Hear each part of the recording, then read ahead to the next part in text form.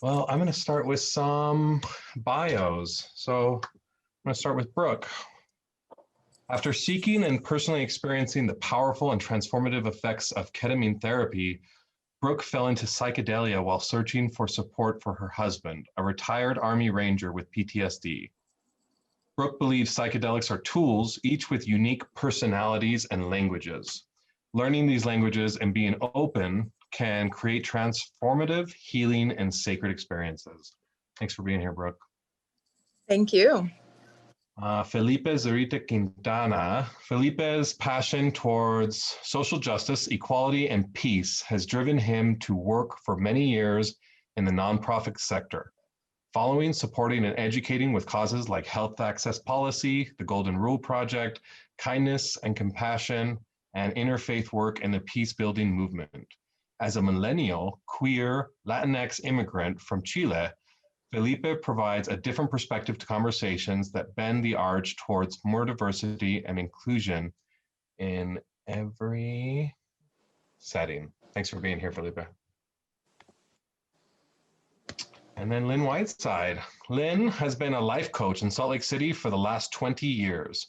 After being invited, I love the way this is put, after being invited by the LDS Church in 1993 to go find something else to do, she began working with plant medicines in Peru.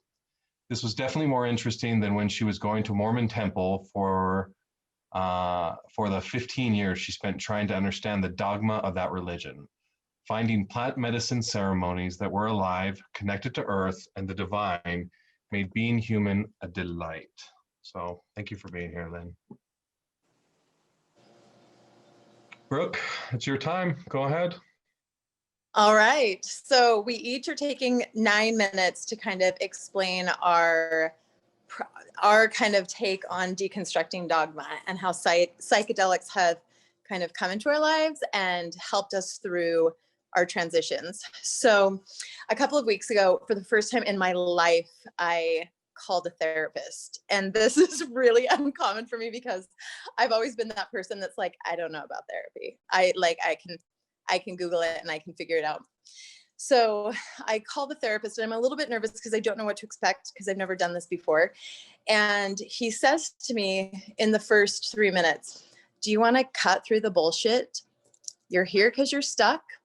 Let's get you unstuck.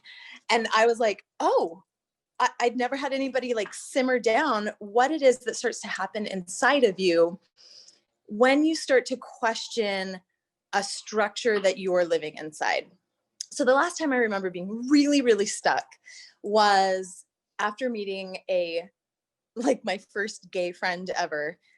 Didn't know he was gay. It was just a fellow food photographer that I really got along with at an event. And somewhere in the middle of the night, he dropped that he was gay. And it was very strange because I suddenly was sitting in this space where everything that I knew to be true didn't make sense with him just being this like lovely, incredible human. And for weeks after, I found myself like stuck and grappling and trying to take the languages that I had been given in my, up until this point, and trying to make sense of a reality that didn't mesh. And of course, what happened is, for those of you who know my story, what happened is I realized that it was because I had been given a flawed external system. And that external system only worked when certain rules were followed. And so when I started to really look at it and deconstruct that dogma, which, I know a lot of us have done that here in the Beehive, the Mormon Church for me just became too small of a space for me to feel like I could access the bigness of what I understood God was supposed to be. But of course, to get out of the church, that required me completely deconstructing that system entirely, because that's a pretty airtight system. When you're told that it's capital T truth, all of a sudden you're like, oh, wow, well, if this isn't true and this isn't true. And 9 months later, I'm kicked out as a raging accidental atheist. And I had just an entire world of pieces that I needed to learn how to put back together. So I understood that then to be my new capital T truth. And it was funny to start to realize, okay, well, I've deconstructed this dogma. Now what? This, just the deconstructed space became my truth. But then I started to go about it and suddenly realized like I was stuck again. The completely atheist perspective didn't completely fit things. And I think that this is kind of, if we're really, really lucky, we get called into these spaces where we get stuck. We have to grapple, we have to stare down contradiction, and we sit in these spaces of uncomfortable, because it's in those spaces that we're really willing to start looking for questions and expanding ourselves, and that's where growth happens.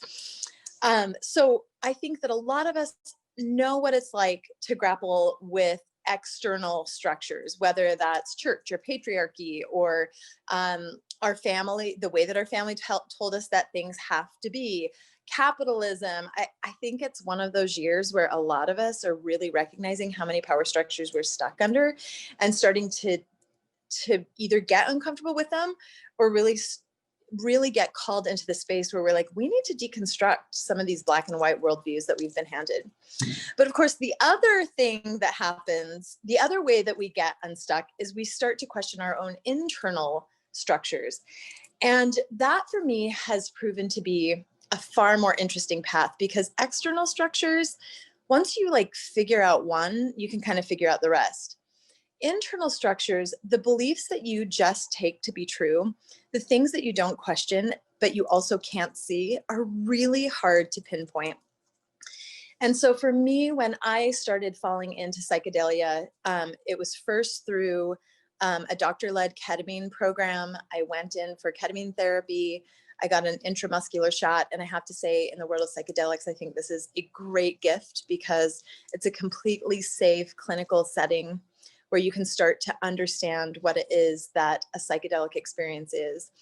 I went into it not really knowing that I had questions. I felt like I was pretty happy with my life. But what happened is in my first ketamine trip, I started in a basement. I knew that I was in a basement. I got pushed down into the basement wall, pushed so hard that I didn't think that I could get out. It was getting really uncomfortable. And it was feeling a little bit claustrophobic. And I just kind of looked up and realized that there was a little light above me. And as I went to try to understand what the light was coming into the basement, the basement tipped, and I realized that I was on this cliff that walked all the way out to kind of this glowing light. And as I walked out there, the glowing light was a city. And I looked down into the city. And as soon as I did that, I realized I wasn't in a city. I was up in the cosmos, in stars. And when I started to look around, I realized I wasn't in the cosmos. I was in a cell. And this was just the beginning of me starting to understand how psychedelics could invite me into my own subconscious beliefs, and to realize that there was this space where I could learn to be uncomfortable, where I could learn to be curious, where I could learn to be playful, where I could learn that the way that things are, or the way that I assume things are, can be turned upside down and looked at a million ways. And that has really helped me do what I consider kind of a second level work of deconstructing dogma that I can't see. A lot of people write about capitalism and feminism and Mormonism and all of these structures that we live under, but very few people have ever written, because how could you possibly understand that one of the stories that I've been living under all of my life is that money just goes away, because my dad embezzled money and ended up in prison. But instead of taking that as one story, I took that as this like scarcity panic. And so for me, I think that as we talk about deconstructing dogma, one of the most powerful and beautiful things in my life has not been to understand that psychedelics are about like upending the structure, the physical structures that we see, although they do that as well. What I have found so beautiful and remarkable is just a complete reworking of the cognitive distortion of polarized thinking and black and white thinking. And all of these things that I thought were rules about life, that I took as a child, that I took from my parents, that I took throughout experiences, have been rehanded to me through psychedelic experience. And, you know, again and again and again, I find myself coming to these sacred experiences and then suddenly getting unstuck and unstuck and unstuck, and moving into growth that I didn't even know was there because I couldn't see it.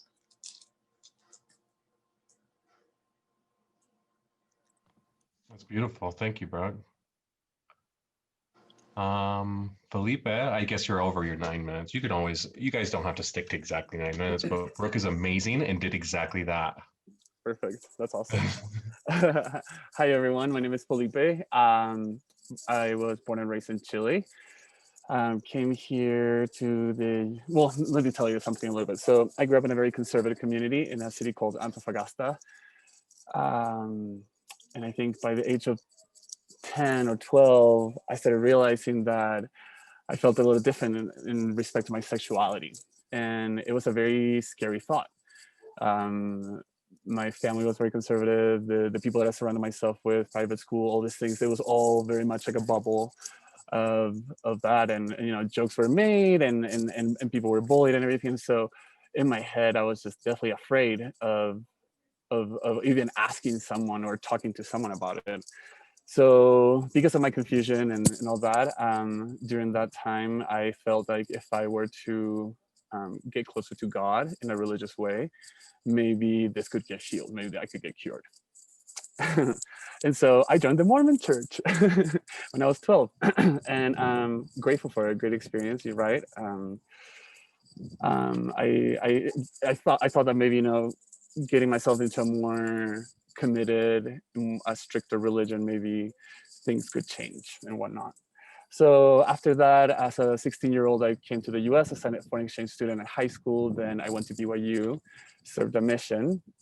And it was during my mission that I realized that I was fine the way I was, and that I am a creation of the same eternal being or God or universe or whatever you want to call it than everybody else. And so why did I have to feel this way? Why did I have to live and try to like fulfill everybody else's expectations but mine?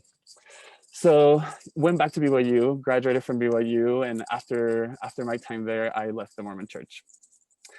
During that time, there was a lot of discovery for me. And one of those things was learning more about mushrooms and the power of psychedelics and what they could do to you and whatnot. And so I did a lot of studying and finally got the chance to get a hold of some mushrooms. And I did it with 2 other friends. We went to my friend's house and we eat them. We're so excited, right? Like, oh my God, what's going to happen? I've been reading so much about the visuals and the thoughts and all this and that.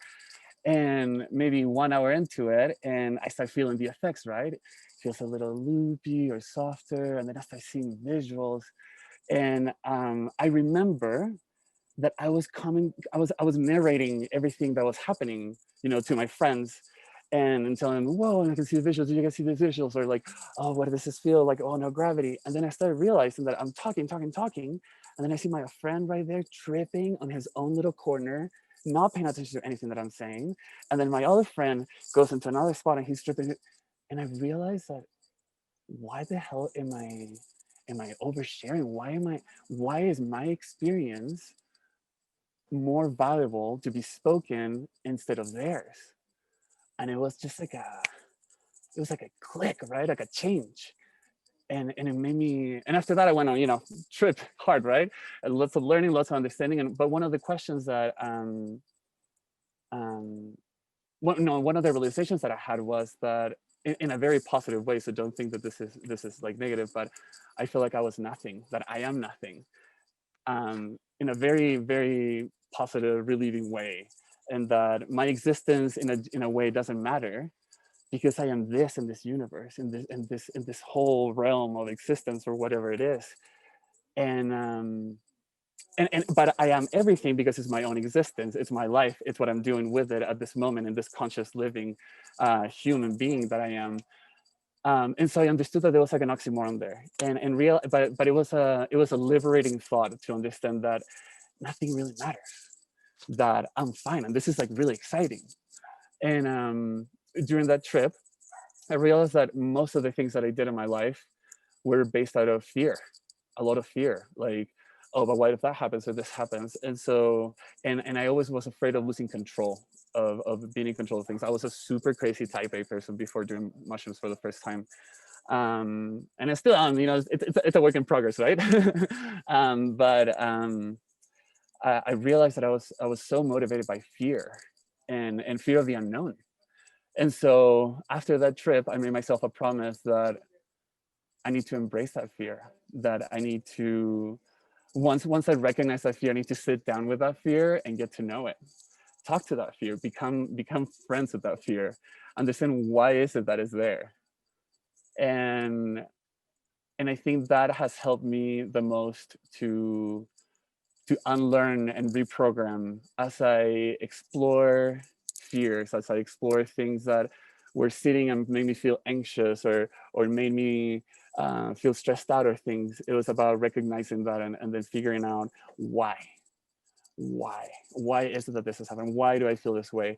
And embracing the curiosity, and understanding that you will probably learn something new, and it will probably shatter in many ways the things that you've always learned or that you've always thought that you knew. You know, for example, marriage or as Brooke said, you know, patriarchy, capitalism, all the systems that we have been raised in,